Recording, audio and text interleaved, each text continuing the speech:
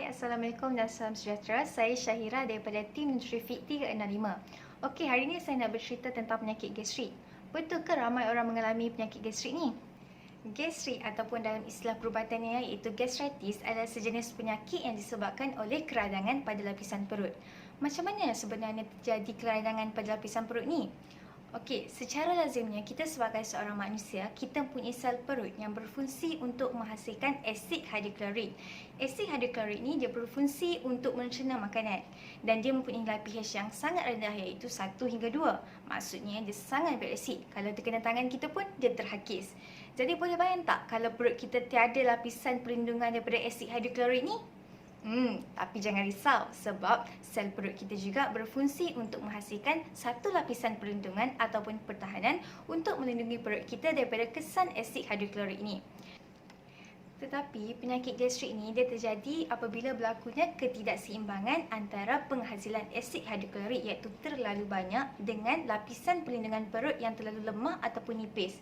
Jadi bila asid hidroklorik ini banyak manakala perlindungan perut ni pula menjadi nipis ataupun lemah, maka berlakulah keradangan pada lapisan perut yang boleh menyebabkan penyakit gastrik ni terjadi. Okey, penyakit gastrik ini dia terbahagi kepada dua iaitu acute gastritis dan juga chronic gastritis. Acute gastritis ni terjadi secara tiba-tiba, manakala chronic gastritis ni dia jadi pada sesuatu tempoh masa, contohnya bulan dan juga tahun. Apa pula punca penyakit gastrik ataupun gastritis ni? Okey, antara punca penyakit gastrik ataupun gastritis ni adalah merokok, mengambil minuman beralkohol secara berlebihan, kurang tidur dan juga rehat, corak pemakanan yang tidak teratur dan juga makan makanan yang tidak berkhasiat, mengalami tekanan ataupun stres yang terlalu lama dan juga tidak terkawal dan juga mengalami ataupun menghadapi obesiti. Apa pula simptom ataupun tanda-tanda yang akan dialami oleh pesakit gastrik ni? Antara simptomnya ialah pedih ulu hati, merasakan ketidakharaman dan juga ketidakselesaan pada sistem penghadaman, kurang selera makan, rasa mual dan juga ingin muntah, cirit-birit dan juga perut menjadi kembung. Jadi tadi kita berbincang tentang punca penyakit gastrik dan juga simptom penyakit gastrik. Apa pula kaedah yang boleh dilakukan bagi pesakit gastrik bagi mengelakkan gastrik ataupun menyebabkan gastrik itu menjadi lebih teruk? Okey, antara kaedahnya ialah mengelakkan atau memberhentikan punca penyebab gastrik.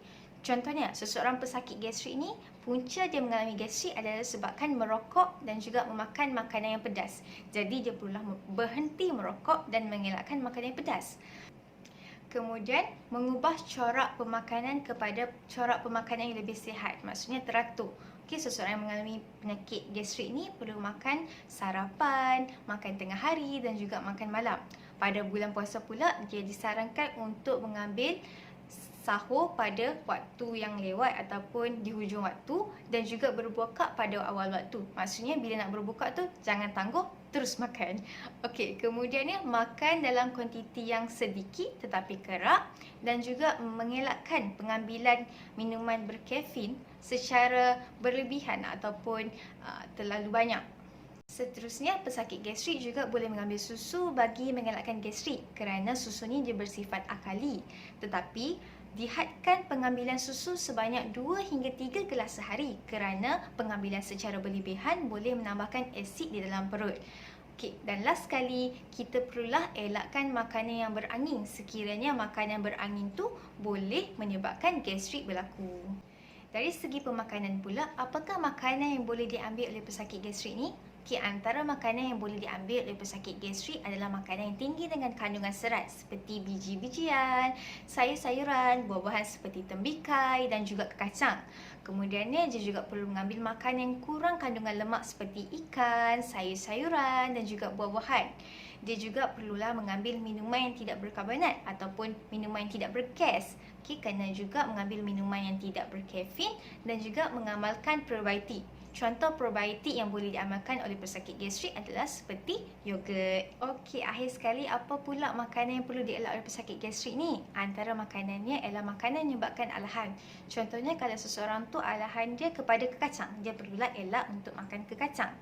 Okey, kemudiannya makanan yang terlalu pedas, makanan yang terlalu masam seperti buah tomato, buah-buahan seperti buah oreng. Okey, makanan yang tinggi dengan kandungan lemak seperti makanan segera, makanan ringan, makanan yang terlalu manis, okey, minuman berkafein dan juga beralkohol. Jadi itu saja daripada saya untuk hari ini. Semoga bertemu di lain waktu dengan tajuk yang lebih menarik. Dan jangan lupa untuk follow NutriFit 365 untuk info kesihatan dan juga nutrisi yang lebih menarik lagi.